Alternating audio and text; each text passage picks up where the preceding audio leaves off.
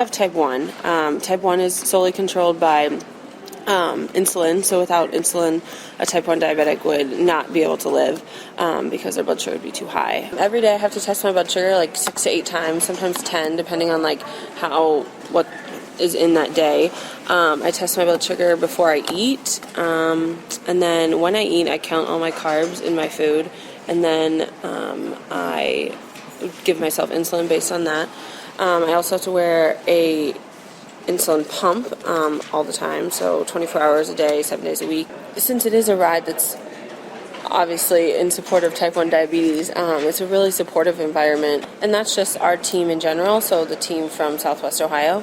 We have a pretty big ride team, but then nationally, all the coaches are very receptive. Some of them are type 1, so they really understand.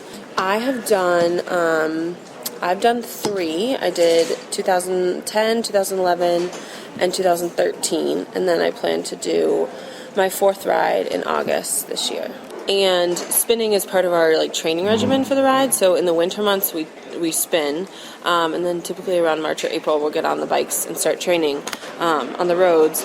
So that's how I first got introduced to spin, was through our training. And then when I came to Loyola, my mom was like, "You should probably get a job," and I was like, "Well, I don't know what I'm going to do." So, and I knew I really like to exercise and I like to spin, so I contacted Alice and I was like, "Hey, I think I want to be a spin instructor," and that was that, and the rest is history, I guess. Having diabetes does give me a different understanding of the body, my own, as well as just how the body functions, and I think it's really prepared me well to go into healthcare field, because I've been basically being like a doctor to myself for years, and so I think it gives me a different background and a different a different insight than other students.